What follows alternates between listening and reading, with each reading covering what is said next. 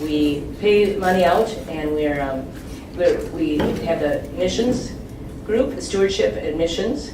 We have the endowment committee. We have undesignated memorials, and then of course we have the council.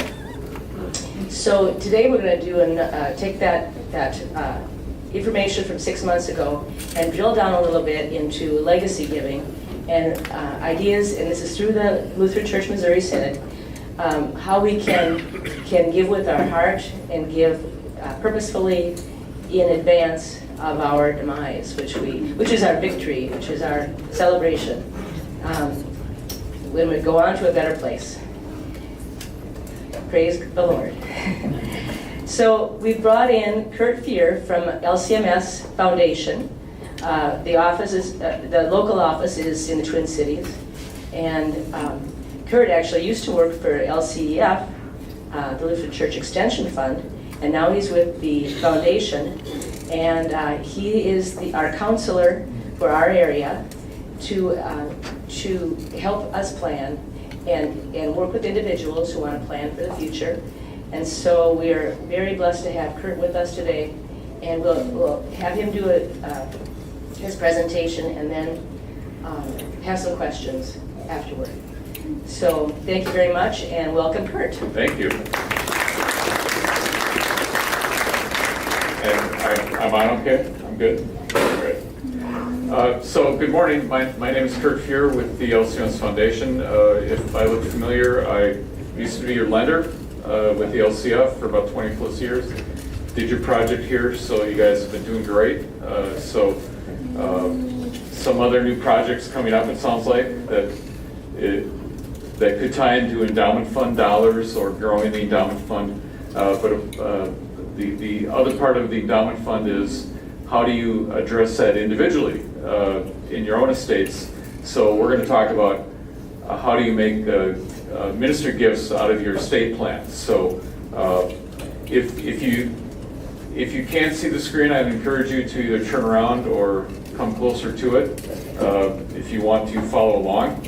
But that's your call. So what I do with the foundation, thank you for doing that. We have a process called the Lifetime Plan for Giving. So basically what that means is I meet with you as many times as it takes to work a ministry gift into your estate plan. So it's not an overly complicated process, but it's a process that takes time. It takes a number of meetings to accomplish what you want done. If you have questions along the way, feel free to ask them. Otherwise, we can take questions and discussion at the end. But the bottom line of what we're trying to do here is always providing gifts for both your family and for ministry. So many of you have beneficiary designations on your estate already with your kids. You're all good to go. That might all be done. But have you also considered including gifts to ministry at the same time? With me, it's always a both and. Have you done one? Have you done the other? Have you done both? So I'm going to walk you through what that looks like this morning and give you a little better understanding of how to do that. So we're going to talk about some information and understanding about the foundation if you don't know who we are, serving the church, what we do, what does gift planning mean, and then some examples about biblical and cultural stewardship. There's some differences that I will highlight for you. What are the needs and challenges? There's misperceptions about gift planning. Why should I consider it? What keeps us from preparing a gift plan? And that is a huge issue with folks. There's some hurdles there that we're going to talk about. And how can a gift plan both serve family and ministry? I'll show you what that looks like. And then getting you to consider the next steps. How can you get started? If you're interested in the process, here's what you do with that. And actually, I have I forgot to bring this out earlier, as we talk about the process, I'm going to send this around. And for coming today, I want to be able to send you a thank you via email.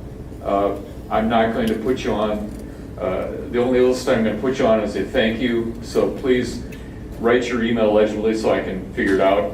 I'm going to send you a note, thank you for coming today, and invite you into the next step of the process. If you're not interested, let me know that too, and I will set your name aside. I won't bother you again, but just to get the process rolling, I want to be able to contact you and go from there. So if that can go around this morning, that would be great. So a little information about myself. That's my wife Liz and I. I've got a number of years experience in secular banking. Before I started with the LCF, about 25 years of serving the church as a lender.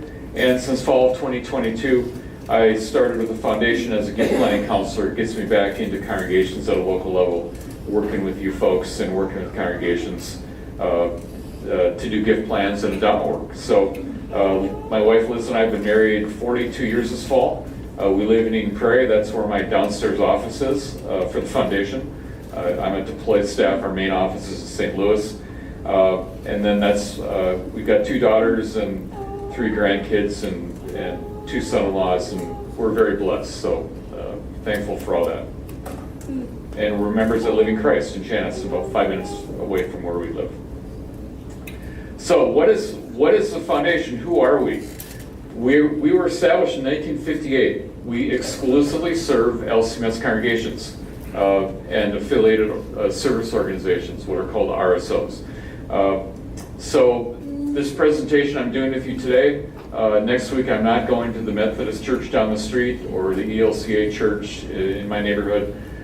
We exclusively serve LCMS congregations and their members, just like LCF does, just like Concordia Plans does.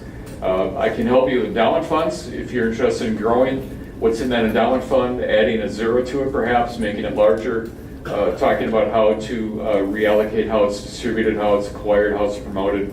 We can talk about those things. And then that feeds also into gift planning, which is a comprehensive process that I work with you to customize what you want to do and how you want to do it. Actually, when I first interviewed with the foundation, I was suspicious because it's a entity of the church body. I said, do you have a short list of ministries that you want me to raise funds for? You know, like World Mission or Seminary. And they said, no, this is a completely donor-driven process. So who you want to make ministry gifts to is how it gets drawn up. And it's completely up to the donor in this process. So we're a $1.1 billion organization with about 500 plus congregations and schools with endowment and investment funds with us. And like I said, we exclusively serve the church body. And that's, out of that $1 billion, there's over, almost half of that is in gift plans created by individuals. So we have lots and lots of gift plans that are either in distribution phase or waiting to be distributed after both couples depart this earth. Just last year, out of distributions, these are gift plans that were probably done 10, 20 years ago by my predecessors, and now they are actually going out for distribution. There's over 3,000 gifts that went out across the country throughout the LCMS, over $38 million. And the beauty of these gifts, over 90% of them go back to local ministries. So home congregations, schools nearby, high schools, you have examples of all that would work its way into gift plans if people were to do them in this area. So that's an extraordinary amount of gift dollars that went out with work that was done 10, 20 years ago. This just kind of shows you where they went to, and you can see all the church entities that were benefactors of those gifts. This is what's on the books for tomorrow. These are gifts that have not happened yet. There's over 800 more gifts in the pipeline that are going to distribute about $140 million that have not happened yet because the person or couple has not yet left this earth, and that has not gone into distribution phase yet. So what is estate gift planning? If you're a Calvin and Hobbes fan, which I am, Calvin said he wants to be a millionaire when he grows up. You're gonna have to work pretty hard to get $1 million. No, I won't, you will, because I just want to inherit it. So, the direct bluntness of Calvin always wins out here. So, what is gift planning? It's looking at our assets, our earthly blessings, all of our assets, not just the cash flow stuff, but everything, to look at what are the best ways to provide for family ministry. We're looking for the best assets to give and the best ways to give them, because there's some taxation issues with different kind of assets. And we accomplish this through your final affairs. I will ride shotgun with an attorney visit with you when the time comes to show them here's what the gift plan looks like, to ride alongside with your updated will and so on. So I'll help you take care of all those details, all that documentation as we go through the process. So, some facts to consider. Only half of us have wills or living trusts. Of those of us who have a will completed, 70% of those need to be updated. So if you don't have a will done, if you don't have one updated, you're not alone. It's the vast majority of the population that either need one done or need one updated because they did one 20 years ago, which my wife and I did. We know it needs updating. But when you go to an attorney to get your will done, they don't stop the conversation and suddenly say, now what kind of gifts do you want to make in ministry? Right? That's not their job. That's where I stand in the middle and help you with that process, with what you want to do individually and then working with the professionals that you want to work with. Let's talk about IRAs for a second.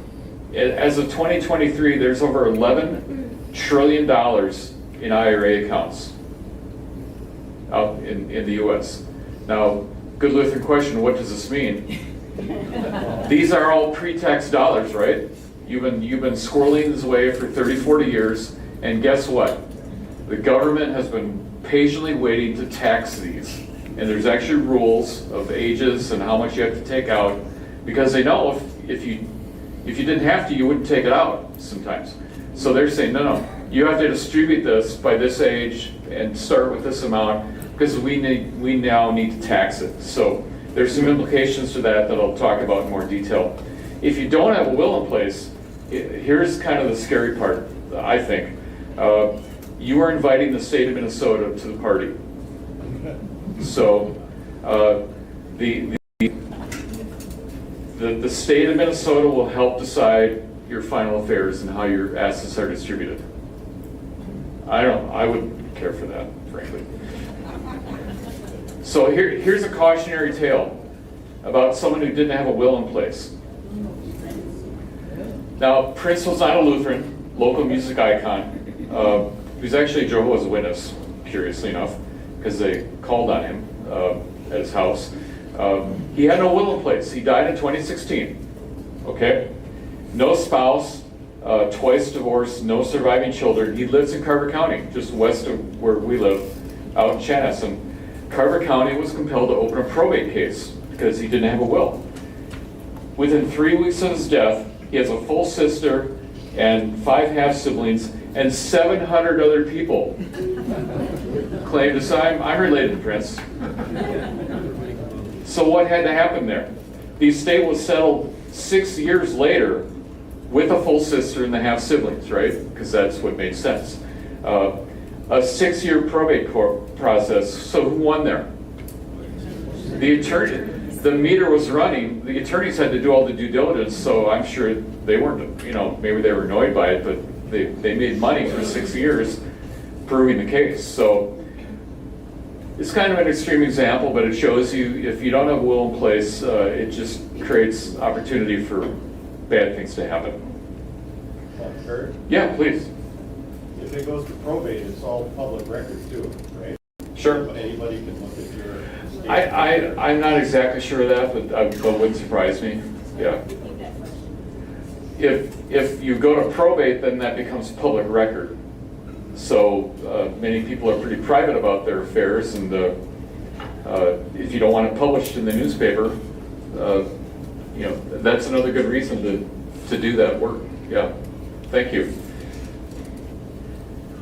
Let's talk about stewardship for a second. If we go to dictionary.com, there's actually some pretty good definitions. A surrogate of another, managing property, financial affairs, and estate, overseeing, protecting something worth caring for and preserving. Those are pretty good definitions, right? How about stewardship versus ownership? We've been redeemed, so we've been bought back, we've been rescued from our sin by Jesus' sacrifice on the cross. So we belong to Jesus, right? So ownership is a different thing for us, or it should be. Our things are really all God's things. They're kind of on loan, as it were. So some scriptural examples of that. Let's use whatever gifts we have to be faithful stewards of God's grace. In 1 Peter, Ephesians 2. We like Ephesians 2:8-9, right? Saved by grace through faith. But oftentimes we leave out verse 10, where God's handiwork created to do good works, which were prepared in advance for us to do. So we're compelled to do that because it's been prepared for us to do. And this is the most blunt one that I could find. 1 Timothy, we brought nothing into this world, we take nothing out of it. So there's no hearses with luggage racks, right? So we can plan, we can help our state representatives plan and have things ready for them, or we can just kind of leave them a big hot mess and hope they figure it out. So there's different ways to do it. Let's look at a cultural example. This is timely, right? The Halloween industry, and you see the 15-foot skeletons in people's yards. National Retail Federation said spending last year for Halloween exceeded $10 billion. Just pet costumes alone, over $300 million was spent. Now they could buy a few boilers, right, for churches? Yes. But that's not stewardship being spent on things like that. So is that stewardship, or is that just affluence running unchecked in our culture? Here's another example, the self-storage industry. This bloomed in the 1960s. There was over 50,000 facilities. You see them everywhere off of freeway exits. 10% of households have storage units. And think of the size of homes now, triple garages and square footage. There's so much stuff that we have to store it off-site. And I mean, if you go back 50 years, that wasn't a thing, was it? That you had so much stuff that you literally had to have off-site storage. And it's just kind of amazing to think about. And there's actually shows that feature auctioning, because they get abandoned. There's life circumstances and someone doesn't pay the rent on it, or they move and they forget they had it. And there's people who come in and bid on the contents. So it's an interesting show. So some misperceptions about gift planning, and these are pretty significant issues. These next couple topics. If I make a ministry gift, my kids will receive less inheritance. I can show you examples. I will show you examples where that is not the case. Sometimes it's going to be the case, but it might be the difference between your kids might get $1.5 million compared to $1.7 million. So, okay, they might get a little less. No individual congregation has ever asked me to consider making a gift. Sadly, I can tell you that is widespread in our church body. People are not being asked to consider making ministry gifts. That's my job, is to stand in the middle of all that and say, look, hey, you can make a ministry gift. I can help you do that. So your church staff or leaders don't have to make that ask. I'm happy to make that ask on their behalf, which I'm doing right now. Consider making a ministry gift. The other big issue is I don't know how to make a ministry gift. Well, again, that's my job, is to help guide you through that process, because many people, I'd say 80-90% of people, have either never been asked and don't know how. And that's exactly what I'm here to help you with, if you're interested in doing that. Here's some other things that keep us from doing it. We think it's too complicated. because it needs documentation, it needs legal documentation. We're too busy. It's easy to be too busy because it's an end-of-life issue. You don't want to think about it. It's too serious. It's about state issues, and we just keep wanting to kick that down the road, right? It's not easy to talk about or think about or process. It's too expensive. There's attorney fees. Well, at some point you need some professional fees. They're not exorbitant, but they're just a necessary thing to be able to get that stuff done. It's not necessary. I don't have enough. It's not a priority. I've got a retired deaconess in Southwest Minnesota who we got through with her gift. She said, well, it's not a very big gift. I said, it's a big gift for you because it's all relative. She actually is going to donate the proceeds from when her house sells. So that's a six-figure gift that she's going to make.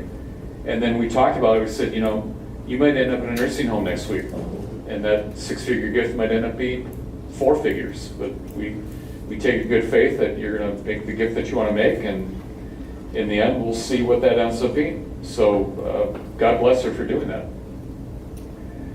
So what are the goals and desires? How does this serve both family and ministry? I sit and listen with you, I work with you, I get the details about your family, about your estate, and walk you through what do you want to achieve? What do you want to achieve in your gift plan? What's your desires? There's actual kind of a survey that we give you also to get at what outcomes you want to see and what assets you have to accomplish those outcomes. We look at the timings, we look at the amounts. Do you want to do gifts now, or do you want to do gifts later when you've left this earth? How do you want to do the distribution? We'll map it out exactly how you want it. Remember, it's your gift plan, it's not my gift plan. So it'll get changed up however you want. However you need that fine-tune is how that's going to be done. And it's going to be customized using a gift instrument for you and the right gift plan for your outcomes. So I'm going to walk you briefly through some gift instrument examples. Please understand, you need to really pay attention to this point, because your assets are your assets your whole life, unless you want to do some giving while you're alive, so that might change it. But most people will give gifts at the end of life.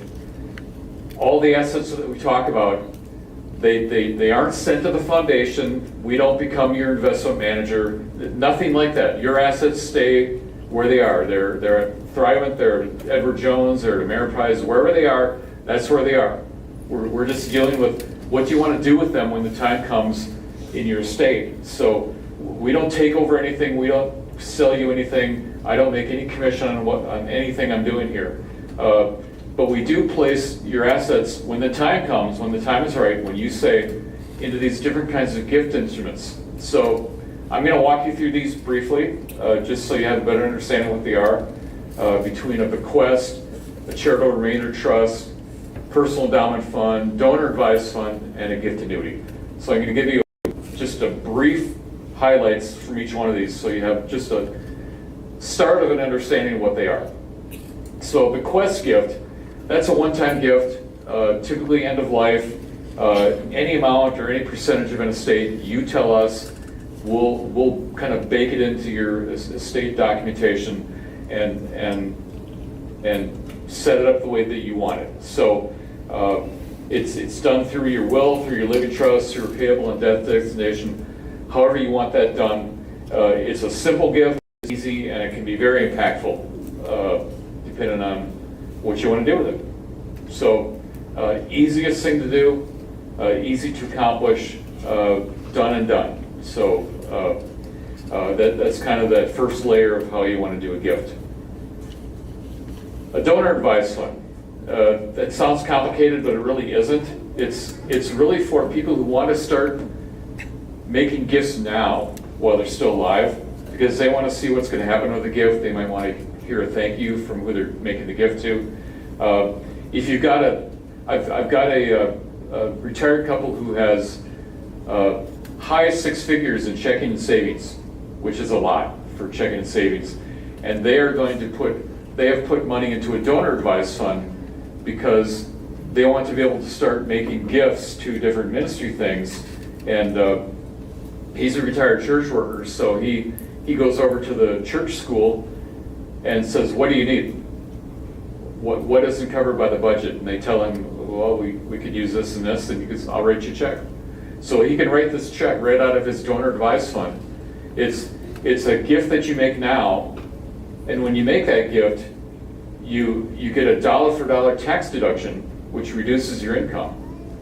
Not to talk a lot about taxation, but it's an immediate tax benefit in the year that you give it. So you've gifted those funds to the foundation. This is the only one that you typically do during your lifetime. And then you're now the advisor of this fund, but it has complete flexibility. Then you tell us who to send a check to, how much, and when. Or you can let the money just kind of sit there, and you can grow it, you can spend it down, you can replenish it, you can pass it on to the next generation.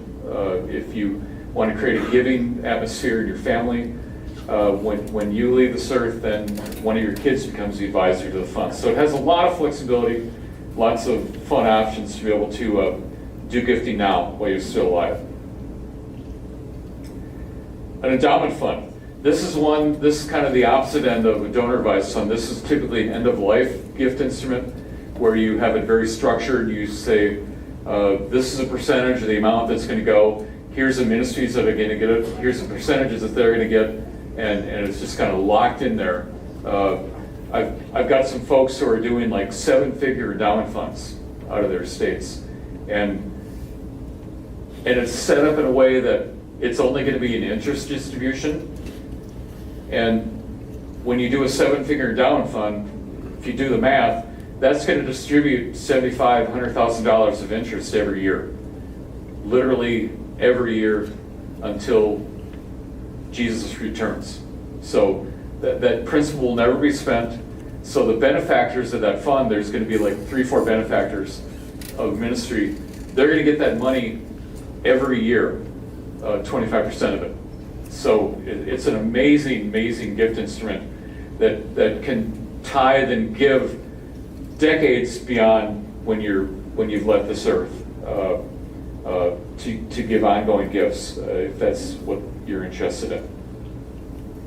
A charitable gift annuity. The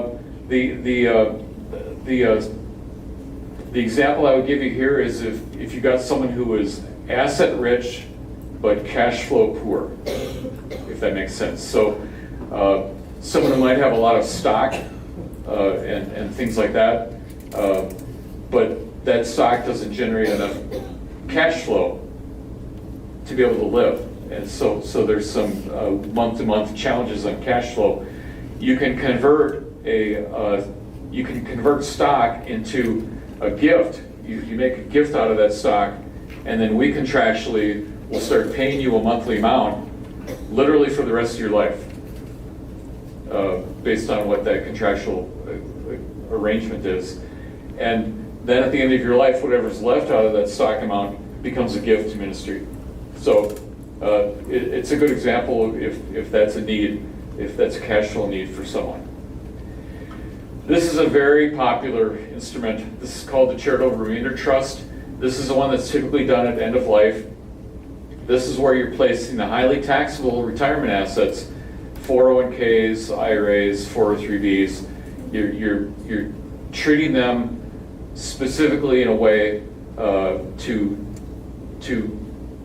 work through some of the taxation issues that are going to hit your family if you try to directly give those to your kids.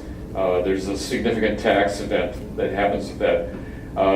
This is also helpful if you got kids who, if you gave them a lump sum distribution, know your audience, right? Know your own family. If you don't think it would be healthy for your kids to get a giant chunk of cash in their lap, it's because it just might be spent very quickly. There's some stats about that inheritances are typically spent within 2-3 years. So that's a lifetime of savings from previous generation. So there's ways to do this where this is a payment that goes out to your family incrementally over 20 years, once a year. So they're hit with a payment once a year for 20 years. And at the end of that time, if you've placed, say, $500,000 into that bucket, and it pays out once a year to 2-3 kids, at the end of that time, that bucket keeps replenishing itself based on the return it's getting. And after 20 years, there's still $500,000 in that bucket.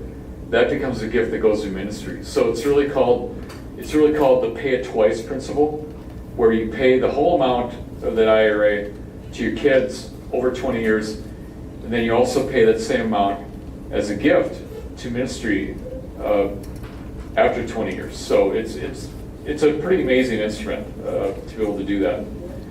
So we have a 4-step process. It's about 3, 4, 5 visits, probably about a 3 to 6 month process. Some people work faster, some not so much.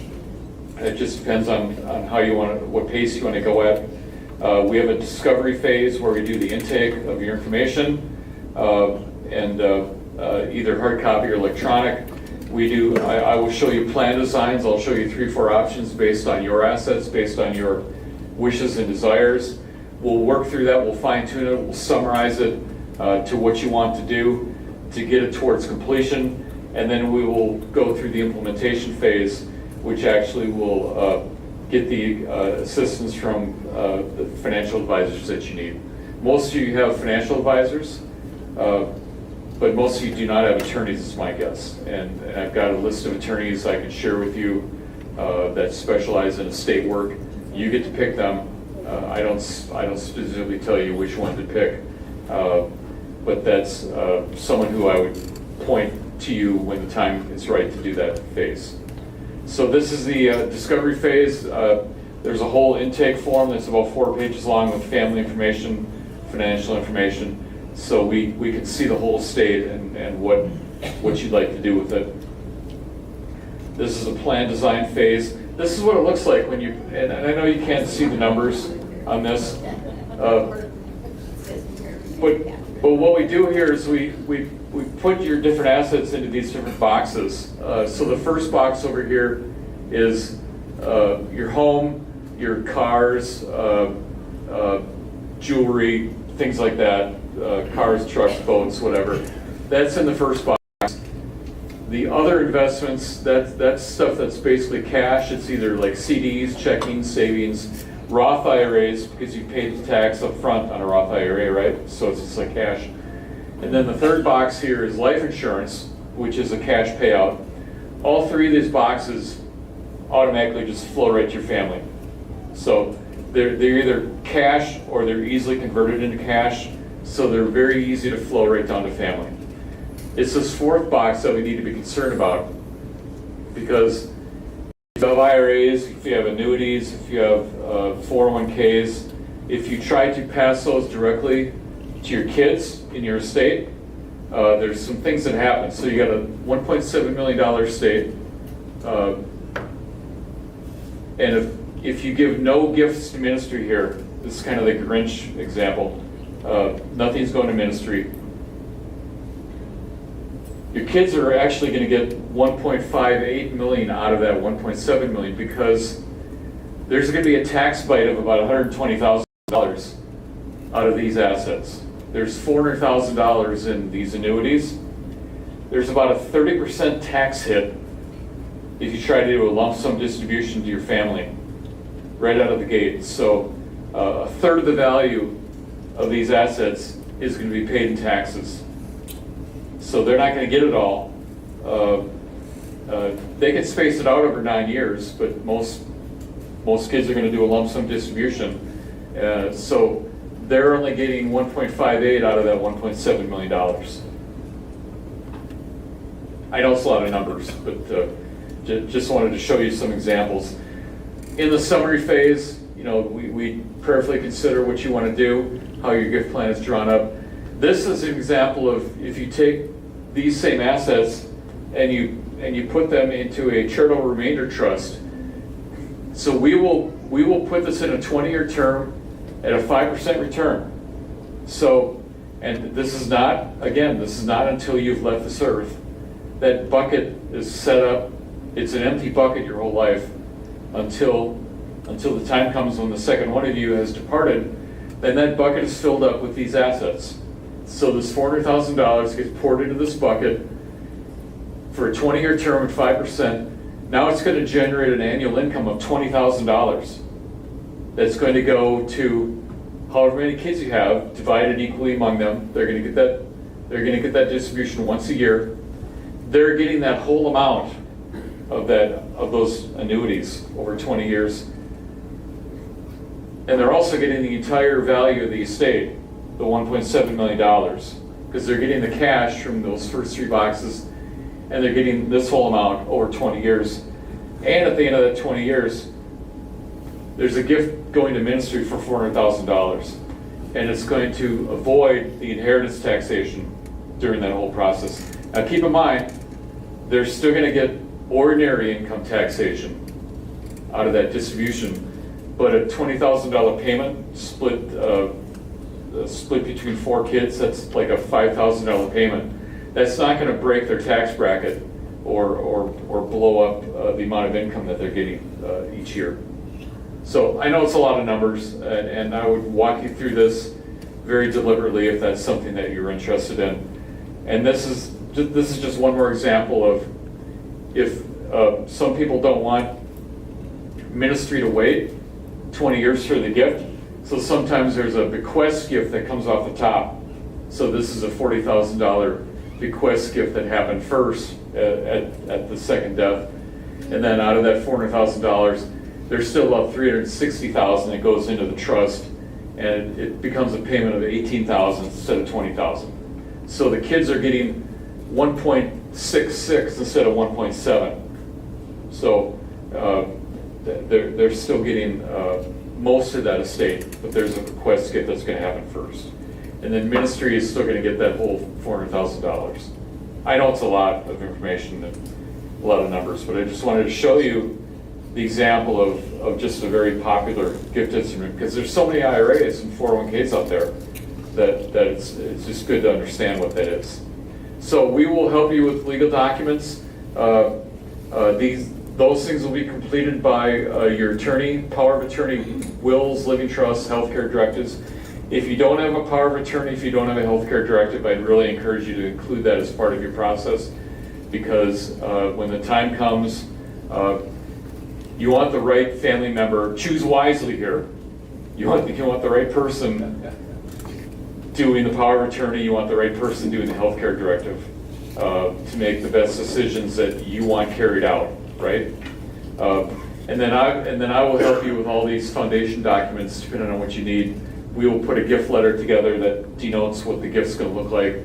Help you with the beneficiary stuff, gift plan designs, trust agreements, anything that you need here. So, some comments for you. Again, with the foundation, I've got no products to sell you. Your assets are used in your gift plan. They are your assets throughout your life until they become part of a gift plan. And that's typically not until you've left this earth. That's when that happens. As a gift planning counselor, I don't get any commission for my services.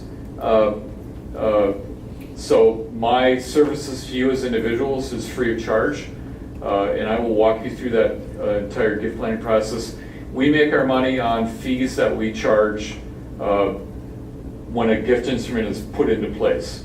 So even on a charitable remainder trust, we're not going to gather any fees until that trust actually happens. And our gift instrument fees are either at or below market. So we're just trying to charge enough to keep the lights on to provide that service to our members. There's a thing called Transfer the Blessings. We're going to talk about that afterwards with some of your leaders.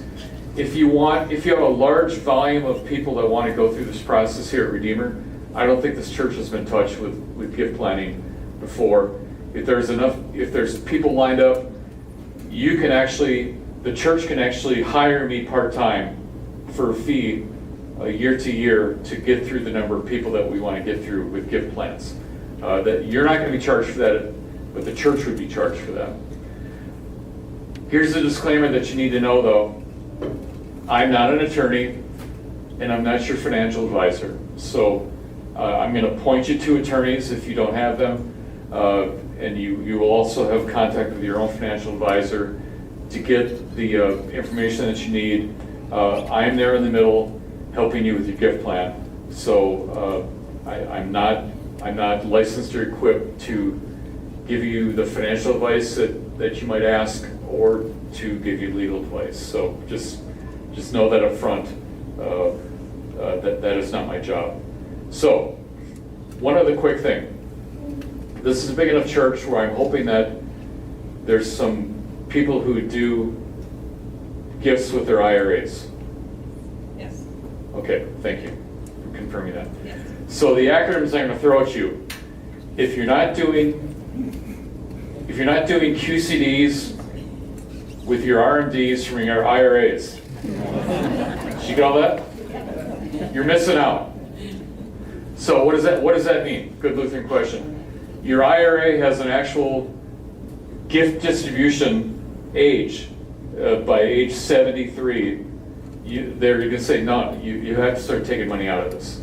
So the RMD is a required minimum distribution. They're going to tell you literally what percentage of that IRA you need to take out every year. So there's some people who are blessed with not even actually needing that in their cash flow. It might be extra. It might be money that they don't need in their checking account. You can actually do what's called a qualified charitable distribution, starting at age 70 and a half, that can become your annual giving. Some people actually do more annual giving out of their IRA than they would have ever done, because before they retired, they were giving out of cash flow, right? Now you're giving out of assets. If you give out of your IRA, you go right from point A, from Edward Jones, to point B, to Redeemer. Plop. Tax-free. Tax-free to you, tax-free to the church. Do not go to point B and then to point C and say, why don't you send it to me and then I'll give it to the church. No, at point B you're going to get taxed. So you got to go directly from Edward Jones to Redeemer. Does that make sense? Jane will help you with that. Or the office staff, or both. So there's a mechanism set up at Redeemer. I don't know, how many people do you think are doing this? I have no idea. There should be dozens, is my guess, potentially, that could or should be doing this. So it's a wonderful way to give, that you can give right out of assets, and you might be giving more than you ever gave before, if it's not money that you need out of that IRA. So I'd encourage you to look at that and talk to your office staff. I'm sure they have paperwork to get you set up to do that. It's a wonderful way to give out of those IRAs.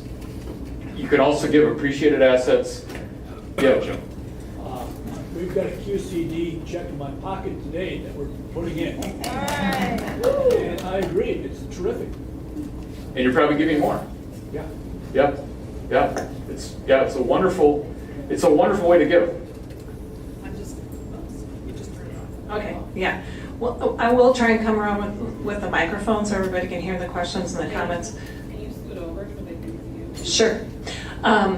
But Pastor Jim just said coincidentally, he has a check in his pocket today, which is your QCD, right? Right. Coming to Redeemer. So thank you, Pastor Jim. And he agrees. Very easy and very effective way of giving. My husband does the same thing. He's over age 73. We're blessed to not need that minimum distribution, so we just automatically send it to her. We make sure that it happens every year, that it goes to Redeemer. Great. Just one comment about appreciated assets. People will donate homes to the foundation. We've got a mechanism to be able to help sell your home if you're in another state. Sometimes this happens. Collectibles, appreciated assets, farmland. So we do just a big variety of assets that we can process and make gifts out of if you have a specific need, even like different collections. That everything has a value, right? So we get at that and figure out how to do that. So again, this is who I am. I would look forward to working with any and all that want to do a gift plan here at Redeemer.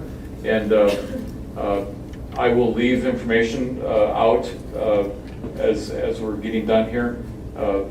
But what questions or comments do you have? I know it's a lot of information, so don't be overwhelmed by it.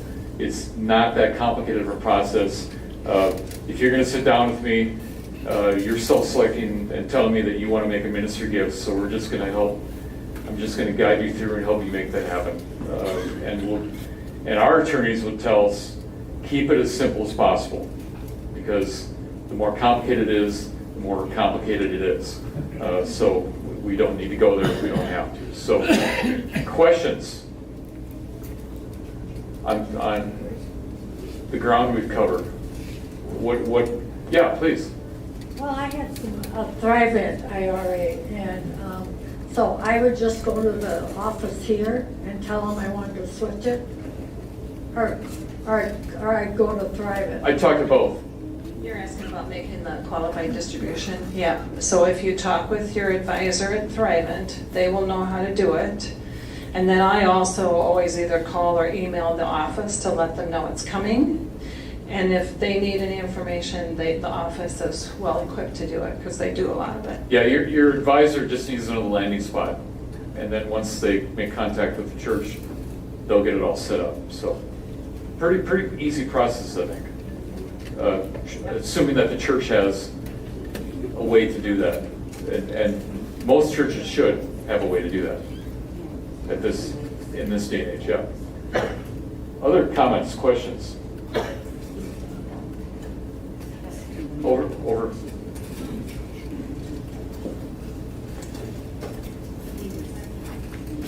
If now you wanted to just give a monetary gift to your children each year, is there a ceiling on how much you can give that isn't taxed? Yes, thank you for reminding me of that. The IRS has right as of 2024, you can give $17,000 without any tax consequence as of 2024 to each child as a gift.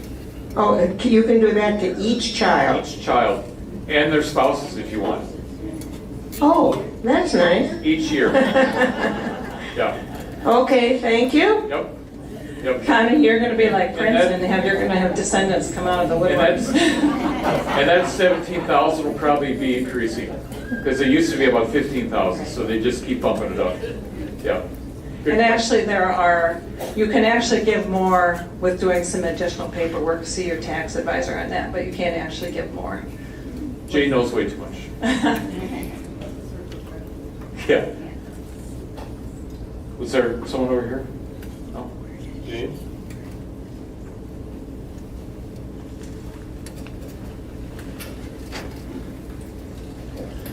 If you inherit an IRA from your parents' estate, it used to be that you could take an RMD for your life on that, and now the RMD is 10 years. So if it's a significant amount of money, it could be a tax hit to your heirs on Right. that. Yeah. Other questions? I'm hoping my clipboard made its way around, so I do want to send each of you a thank you for attending and an invitation to participate. And if you don't want to, just tell me that, and I will set your name in a different pile, and I won't ask you again. So I appreciate your attention, and Don't quit yet, we have one. Question. Yeah, please. If you happen to target a ministry that for whatever reason dissolves somewhere down the road, what happens to We that? actually have that language built right into our documentation, because sadly, that is a real issue. In my previous life, in the district office, we were averaging one congregation closure per year for the past 25 years. So it's a real thing. It's happening to congregations and other nonprofits. So we actually have language built in there saying, if this congregation or if this entity no longer exists, we are going to find the closest reasonable facsimile to it. Because as a nonprofit ourselves, we need to make that distribution to another nonprofit. We can't just say, oh, too bad they're closed, we're just gonna keep it. No, we don't do that. We need to distribute it to another nonprofit. Now, you can give us a plan B. If you have 4 recipients, say just roll the money into the other 3, or you can put like a plan B provision. If this one's closed, give it here. You can put that, you can build that in. Or just trust us that we're gonna find the closest thing that we can to what that is when the time comes. Yeah, because that is a real issue that we've had to build into what we do, sadly. Good question.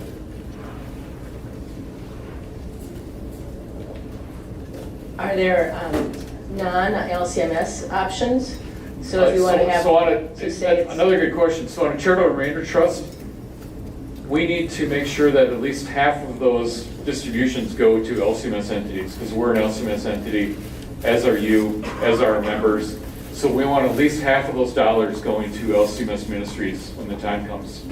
So at like 51% has to go to LCMS. Now, if you want to remember Pheasants Forever or the local food shelf or something, go ahead and do that. But that's kind of a downstream recipient, maybe at 10, 20%, whatever. Keep in mind that also as a nonprofit, if you give us a nonprofit that we really don't want to make a distribution to, we can say no. Typically, that is not that has never been an issue that I've seen. We have the right to do that too. Yeah. Good question. Yeah. Is Concordia LCMS? Concordia University? Of course. Okay. Yeah. Just wanted to make sure. It's been a very popular gift recipient with the folks that I've been working with, yes. So if you have a local high school, RCLS would be a popular one, I'm assuming here, or the church itself, or Concordia St. Paul, Concordia Seminary, pick which one, pick what you want. Lutheran Hour Ministry. Lutheran Hour, World Mission, there's all sorts of favorites that I see on a regular basis, yeah. Anyone else? I'll give a little testimonial. So Kurt was kind enough to come down here a few weeks ago and meet with some of us to go through the process so that we could testify to sort of how that went. And if you haven't figured it out, I'm a financial person, so yes, I already have a will, and yes, I do review it frequently, but it was still a really great process even for me to go through. It got me thinking about some things that, like you say, the attorney doesn't ask you. And stage of life, things are different with us than they were 2 years ago. So it was a really great process for me. Made me get things organized once again and kind of review now, who do I have named as my beneficiary on that account? And who's the beneficiary on that account? And he did provide me with some various scenarios that were all really great visualizations of how we could multiply our estate to benefit ministry that, again, my financial advisor has never discussed, much less provided for me. So it was really a great experience. And everything with Kurt is confidential, of course. And he gave me some really great things to think about. So we'll probably be working together again soon. And part of it is timing. It's got to be the right timing for you with your life situation, how and when you want to do it. So yeah, I get that too. Yeah. Another testimonial.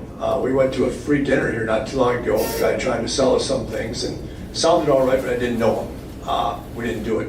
I've known Kurt for 30 years or more, something like that, and I trust him, and I think that means a lot. It really does. So Appreciate that. So hopefully the sign up went around. I will ping you with a thank you note sometime this week, and if you're interested, the next step would be to set up to gather some information and then set up a private conversation, typically in your home. If you want to come here to do it at church, we can do that too. But really, whatever your comfort level is, however you want to do it, at whatever speed you want to do it. got a guy in Cover County who is in his late 80s. We met 7 times over a year, and he's making a significant gift. And he stopped after one meeting and said, "Well, do you meet this many times with other people?" I said, "I'll meet with you as many times as you need to get it done. You know, we'll take it at your speed." He says, "Well, what if I died tonight?" I said, "Well, whatever's in writing is what's going to happen, right?" And he said, "Well, that's no good." I said, "Well, you know, we'll work at whatever speed you want to, and I'm hoping you have a little urgency in your late 80s to get this done." So, but you know, we'll just take it at the pace you're comfortable with, and he's going to make a wonderful gift, and just keep that in mind. Whatever you have set up now with your beneficiaries, the folks at Thrivent aren't going to stop and call you and say, "You know, are you sure you didn't want to make a gift plan?" They're just going to find your paperwork, find your beneficiary, and send that out, and they're done. That's all they want to do. But if a gift plan is in place, then that's going to create a whole nother series of things that are going to set in motion when that time comes. So, if you, only 7% of people, I heard this from our chief financial officer. We've got about 50 people down in St. Louis, attorneys and administrators. Only 7% of the population makes ministry gifts, charitable gifts out of their estate. I thought that was an astoundingly low figure. But I believe it. Yeah. So, blessings as you prayerfully consider doing this, and be happy to help however I can.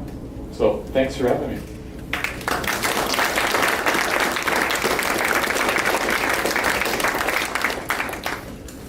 Well, thank you for being here, everybody. I do want to thank the endowment committee, who are The endowment committee consists of Jane as our treasurer, and Arnie Vogler, Dave Wall. You want to stand, please? Dave Wall and Ken Blazing, Mandy Anderson. So we can take any questions as well, and we welcome them, please. And any kind of questions that you have about the endowment or about legacy giving, we will love to take those questions, answer as best we can, and make referrals to Kurt.